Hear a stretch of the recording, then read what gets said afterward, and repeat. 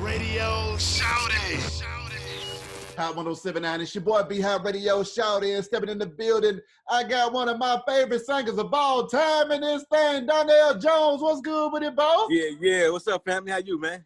Man, feeling good, feeling great. Now, I mean, Donell, I was talking a little bit off air earlier about, me growing up in that prom, right into that where I want to be with my girl.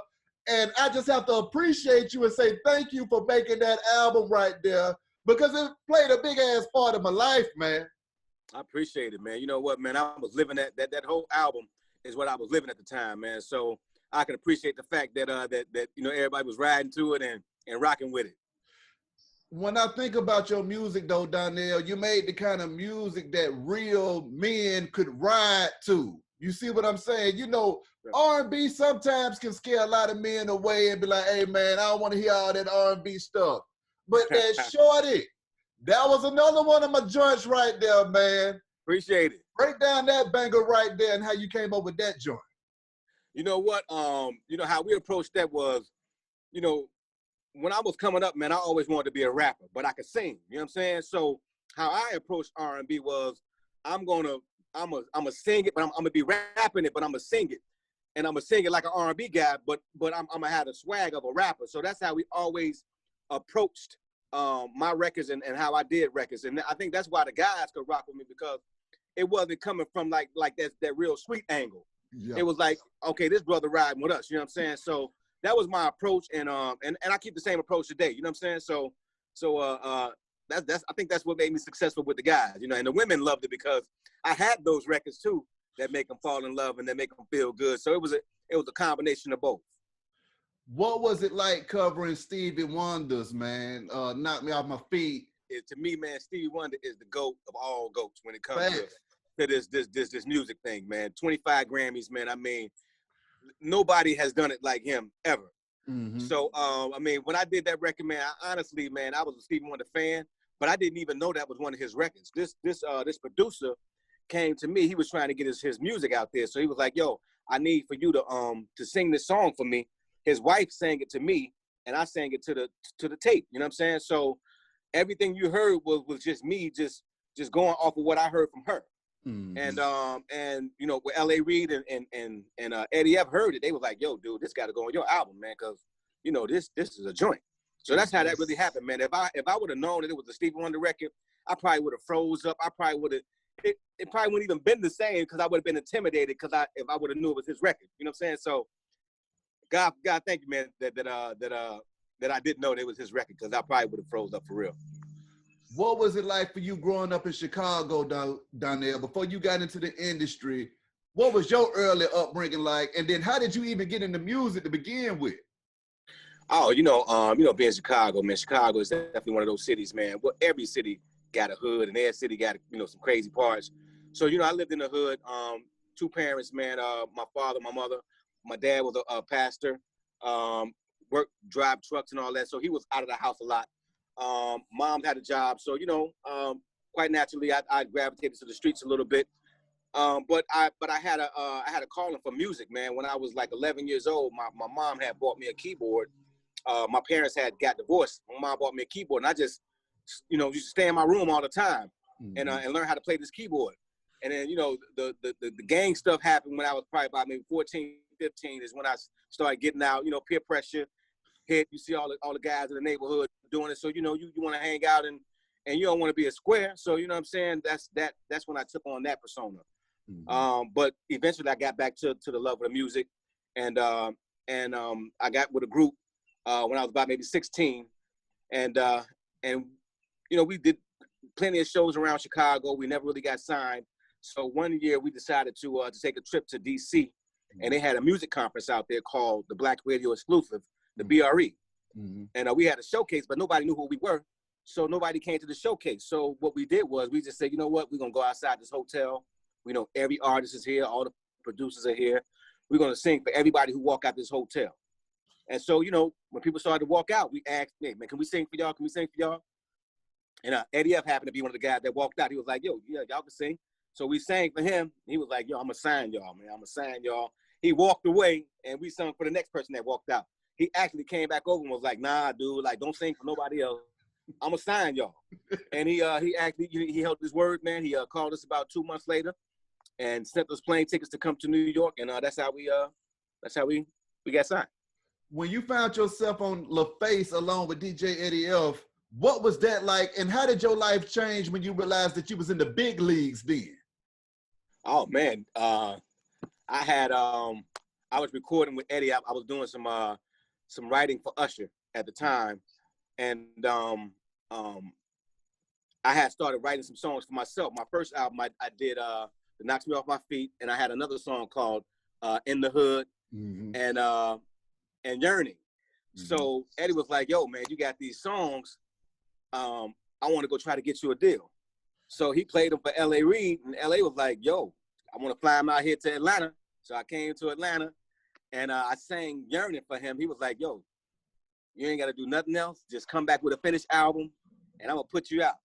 I think, man, that was the first time, man, I actually really cried, man, because I was like, "Yo, I just got signed." You know what I'm saying? Yeah. Like it had been so many years that I had really wanted it. I dreamed about it, and it actually came true in that moment. So I mean, it was probably one of the best times of my life when I actually did get signed.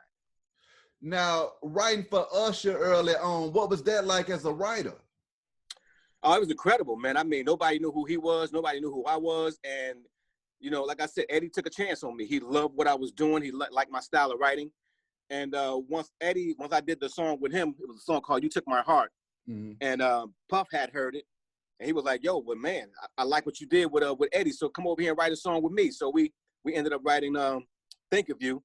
And that became a big hit for Usher. Okay, so now, Donell, you're coming out of Chicago, you find yourself in New York, you with DJ Eddie F. Next thing you know, you're over there with Puff Daddy and you writing music and living your dream out at that time. What was that experience like in New York before you touched down in the A? Oh, it was amazing, man. I mean, you know, again, you know, I'm a young brother from Chicago. At that time, I'm like 19 years old. And, you know, my parents, you know, they let me leave. You know what I'm saying? They let me go to New York because they knew this is what I wanted to do. Yeah. Whether they would have let me go or not, I would have left anyway. So, you know, I ended up leaving, you know, and I stayed at house to house. I was moving from everybody's house because, you know, a lot of people asked me to write songs. So after I did the song with Puff, I'd go stay at somebody else, another producer's house, and write some songs with him. So I was just moving all around, you know, just getting my name out there, and people was loving what I was doing. So it was an incredible experience. I wouldn't change it for the world, man. And you know, it made me who I am today, man. You know what I'm saying? It made me really appreciate it. And I really worked for what I got. Nobody gave it to me. I really put the work in. Now, when you touched down in Atlanta in the 90s, during that time where the city was really just starting to bubble, what was that like being on Laface with Tony, Goody, Outkast, yourself? I mean, some of the biggest and baddest acts, all y'all was coming off of that label. So what was that like for you? Well, I still stayed in Jersey at the time. You know what I'm saying? Like I was still staying in Jersey during the 90s. I didn't really move out here until like 15 years ago. So for me, you know, being on that label, it was incredible. It was like being on what you would call like the old Motown. You know what I'm saying? Because they had so many incredible artists. It was a struggle being on the label, to be honest with you, because every artist was dope. You know what I'm saying? So we had to wait our turn. That's why it took me three years to come out with an album, because okay, if I come out with my album, guess who's coming up next? Guess who's coming up next? Guess who's coming up next? So you had to wait your turn if you wanted to get, you know, if you wanted to be a priority. You know, I was never a priority, but if you want to get some shine, you got to wait your turn and get in where you fit in. Because, you know, if you come out at the wrong time and you come out with a Tony Braxton or a TLC, you ain't gonna get no publicity. You know what I'm saying? So you had to really play your cards right, and I'm just thankful that that they gave me a great opportunity to get my name out there and gave me an opportunity to become who I am today. So having that time to put together where I want to be, what was that like? Were you thinking to yourself, this got to be the best album ever because of the competition that I'm up against, or was it a natural flow going on? And then also as a songwriter, how many of them songs did you almost give away that you said, fuck that, I got to keep it to myself? Okay, the first question, I mean, you know what? after I made my first album, I thought that Laface could have did a better job at promoting it. Mm-hmm. So when it was time to go in, because my first album had heat on it. So when it was time to go in for my second album, I was like, you know what? I got to make sure that every song sound like a single.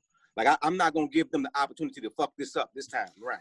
I got to make sure that every song sound like it could, whatever they put out is gonna sound right on the radio. Mm-hmm. So that was my motto was like, man, let's go in and try to make every damn song sound like a single. And as far as giving it away, I wasn't giving none of that away. I went in specifically to make the best album I could make, and I wasn't giving none of it away. You know what I'm saying? And you know what? It turned out to be exactly what we wanted, man. You know what I'm saying? It was a great album. I think we could have released a lot of more singles off of it, but again, when you're dealing with Laface Records and having so many other artists and great artists at that, you know, you can only get so much out, and you know, you got to just get in where you fit in, and the next person is on their way coming up. So I really appreciated them for giving me the opportunity again, and it just made me a better songwriter and a better producer, because I went in with that mindset on every album. I got to make every album sound incredible. Mm-hmm, mm-hmm.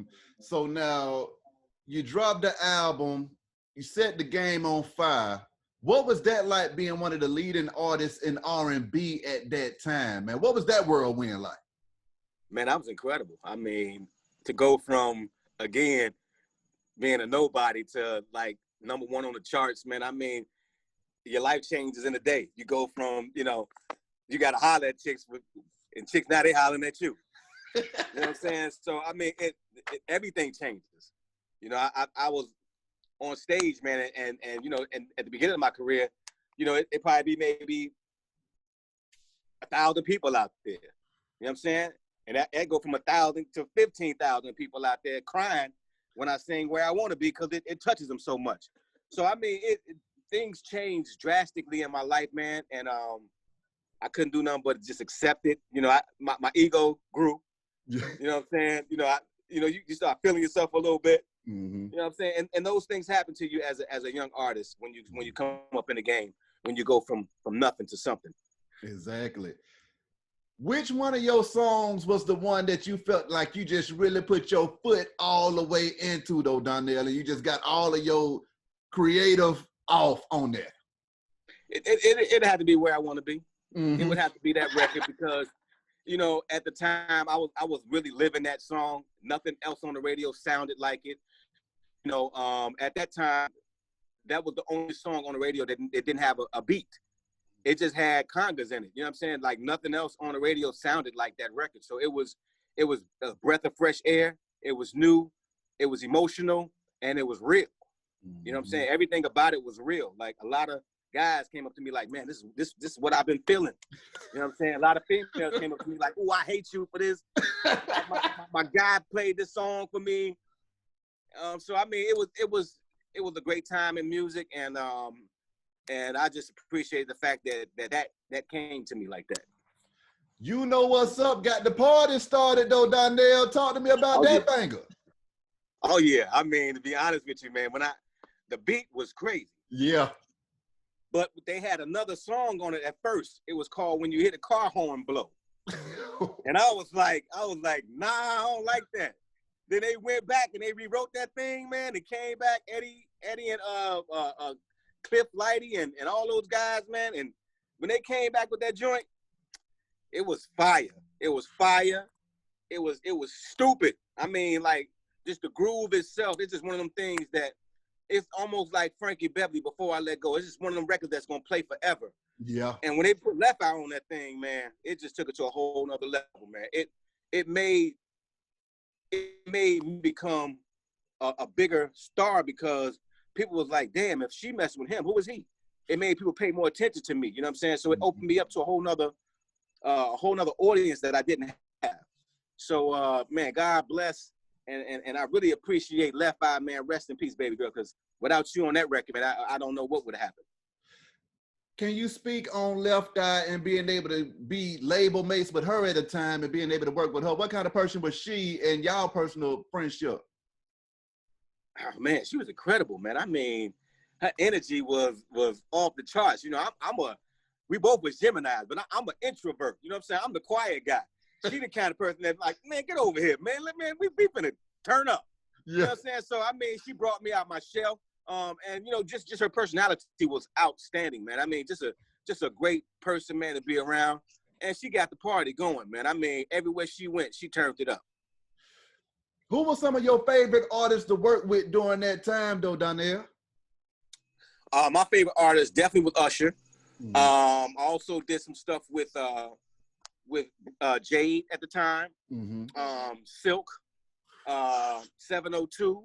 Yeah. I mean, it was just a beautiful time, man, in music at that time. You know, so I got a chance to work with a lot of great artists at that time.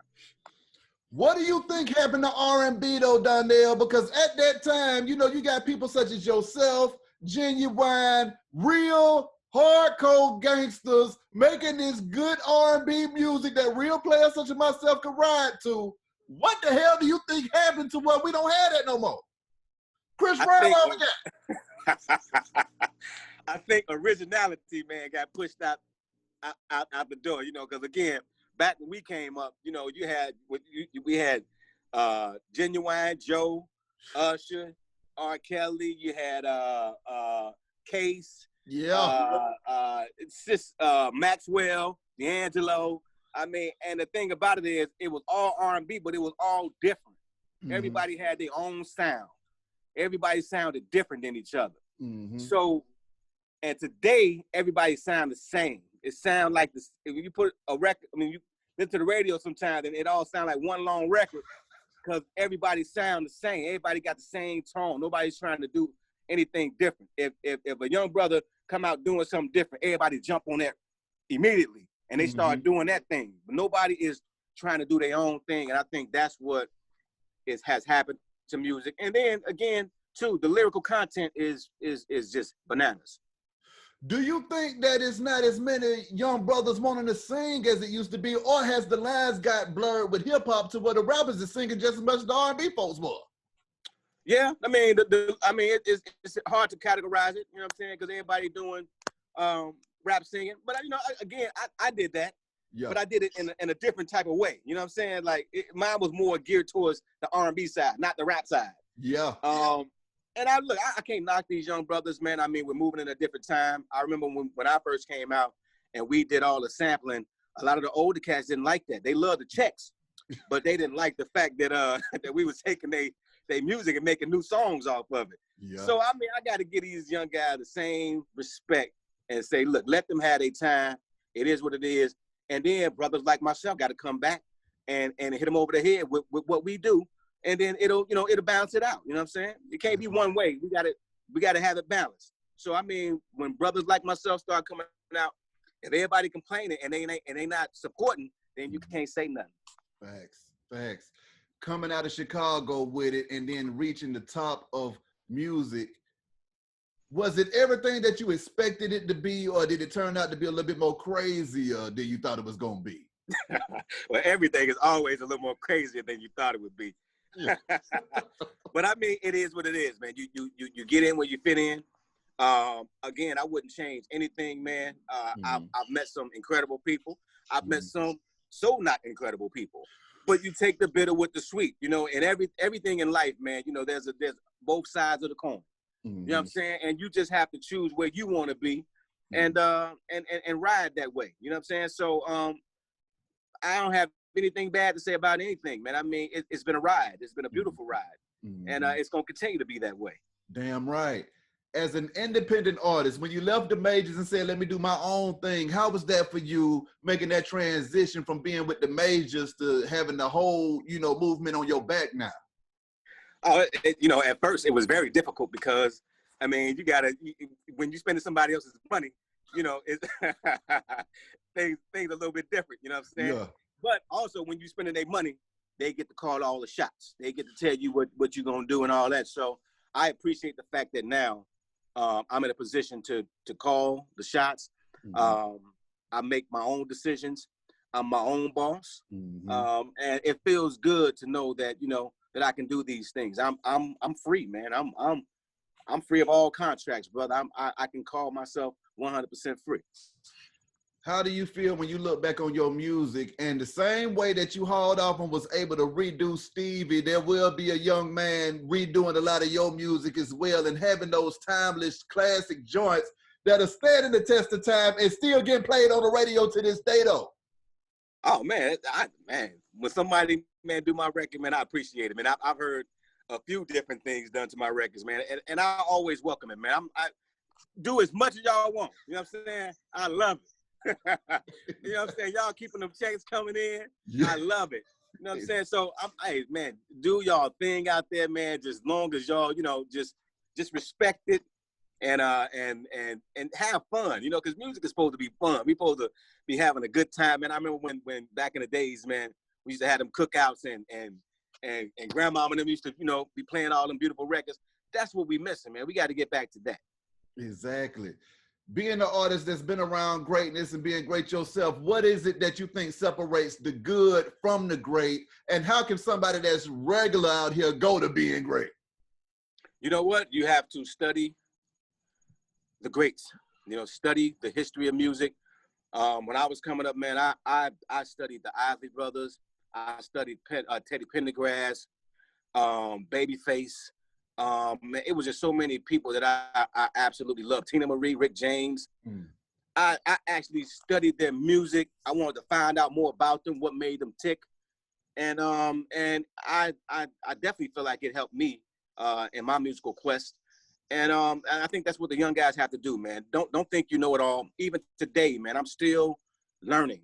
Learning. I never think I know it all. I'm still trying to find new ways to do different things in music. So it's a never-ending process. It's just like life, you know. You're gonna keep on living. You got to keep on learning. That's right. Now, a lot of those people that you say you grew up listening to, were you able to cross paths with those folks during your career and talk to them and get the game directly from the horse's mouth? Oh yeah, man. I mean, I've been around some of the greats, man. And I've got a chance to chop it up with them. And I mean, it's nothing more special than actually sitting down with somebody you admired all your career and all your life, and then they tell you, man, you something, man. You know what I'm saying? Like that feeling right there is, I don't think it's anything better than that, man. When the person you looked up to say, man, I love what you're doing. That in itself is incredible, man. You know, because I never expected those things to happen, but some of the greats have told me, man, keep doing what you're doing. So made me feel good. What was the best piece of advice that you ever received? The best piece of advice I've ever received is just to keep being original. You know, never try to duplicate what somebody else did. Just try to be original as much as possible, even though, you know, it's hard because, I mean, everything has been done, but you can always add a new spoke to the wheel. You can't reinvent the wheel, but you can add a new spoke to it.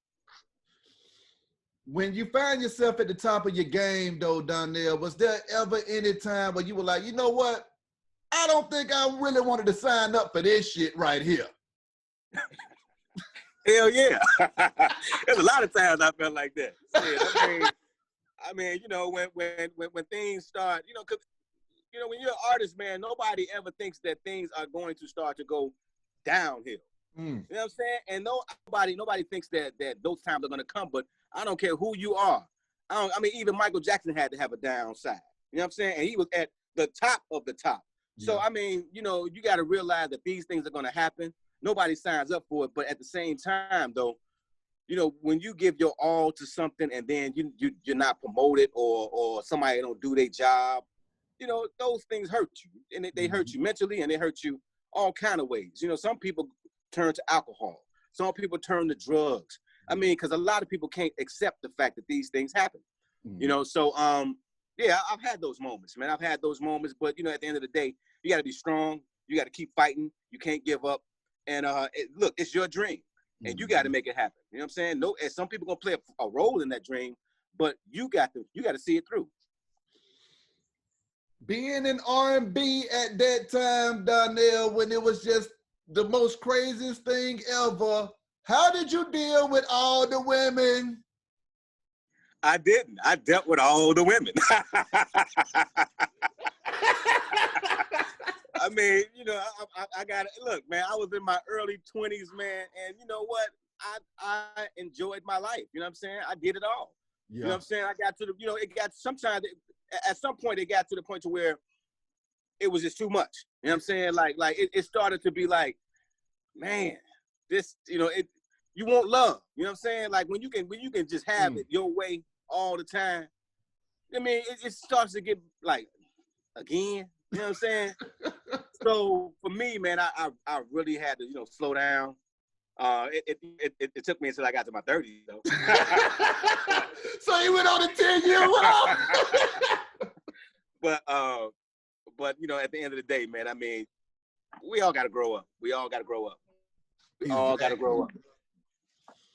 What do you feel was the best part of your time in the game that you really enjoyed? And when you look back on it right now, you say, okay, at that point right there, it just didn't never get no better than that. Wait, say it again. I'm sorry.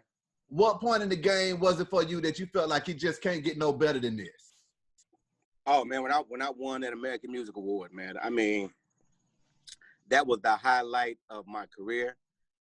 Just basically because, like, again, man, I grew up in Chicago watching that show on TV every year. You know what I'm saying? And I never thought in a million years that I would be on that stage or walk up on that stage. I really didn't think I was going to win it. And when I went up there, man, I forgot everybody who helped me along the way because I didn't even have a speech. I didn't even think I was going to win. So it was the highlight of my career and also like one of the most dumbest moments too because I forgot everybody who helped me, man. So, you know, but, you know, at the end of the day, man, I really appreciated the fact that they gave me that award, and it meant a lot to me. Your creative process, though, Donell, when you got into that studio and it was time to jam, how would you go about creating these hits, man? You know what? Everything is based on personal experiences, things that I've been through. I can't really name one song that hasn't been really about me. Mm-hmm. And most of them, if I didn't write it, then it probably wasn't about me. But all the songs that I wrote was based on my life and what I've been through. And that's my creative process all the time, man. Just keep it true, keep it right here in the heart. Mm-hmm. And if I'm going through it, I know somebody else in the world got to be going through it too. Exactly. Has COVID-19 inspired anything out of you? Yeah, COVID-19, man, inspired me to get my ass in the gym, start working out, and just to become a better person, man. Just to fix some things in myself that I know that I can be better at. And you know, stopping the self-sabotage. You know what I'm saying? Stop thinking negative. You know what I'm saying? You know, bring ourselves out of this bondage that we've been in for so long. So that's what COVID did for me, man. I mean, it really made me think about how crazy we are as a culture, and how addicted we are to things that we shouldn't be addicted to. You know, this world has become a big addiction, and we need to like really take a step back and figure out what are our addictions. I'm talking about personally, not as a whole culture, but personally. Take a look at yourself and find out what it is that's keeping you from being, you know, a good person. Now, when you speak about that decline early on in this conversation, I was talking to Cool Joe Goody from the Goody Mob about it one time, and he was like, it's like being a soldier coming home from war. When the lights and the cameras is over with and it's time to get back to being a civilian again, it was like a load off of his shoulders, but in the same time, it was something missing. What was that transition like for you? Oh man, it's always been beautiful for me, man, because you know, any time that I don't have a record out, I'm always able to just to be myself, you know. And for me, a lot of people don't recognize me because, you know, sometimes I don't wear my hat, so I'm able to walk freely, you know, places. Some people might be like, you know what I'm saying, but it's always good, man, to be able to be who you are. I take the good with the sweet, man. I mean, at the end of the day, man, like, it comes with the territory. If I'm out and about or wherever I am, somebody walk up, it doesn't matter, man. I'm gonna give them the same love that I would give, you know, whether I'm on stage or not, man. You know what I'm saying? So for me, it's pretty easy, man. What advice do you got for the next guy coming up that wants to do what Donell did?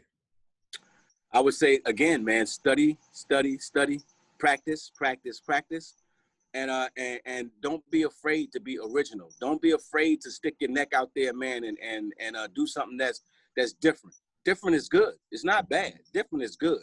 Mm-hmm. So push the envelope. You know, go a little bit further than we did. And you know, that's what I would tell the young guys out there. Exactly. Navigating the industry, politics and stuff like that. Advice from that side of the street. How do they go about, you know, dealing with crazy folks in the industry, or just paperwork or business handling and work ethic too? Make sure you get yourself a great team. Your team means the most to you. Make sure it's people that you can trust. You know, I prefer it be people that you grew up with, you know what I'm saying? You know, even if they don't know the business, you know, get them some information so they can find out how to navigate and how to do things. Because, I mean, first of all, man, you want to bring your people up with you. You know what I'm saying? So just make sure you get a great team, and make sure, you know, you focus on what it is that you need to do, man. And everything else should work out. I can dig it. Well, Donell, thank you so much for your time today, boss. I appreciate you, brother. Alrighty, man. Take it easy. Be Hot Radio. Shout is Hot 107.9, man. Let's go.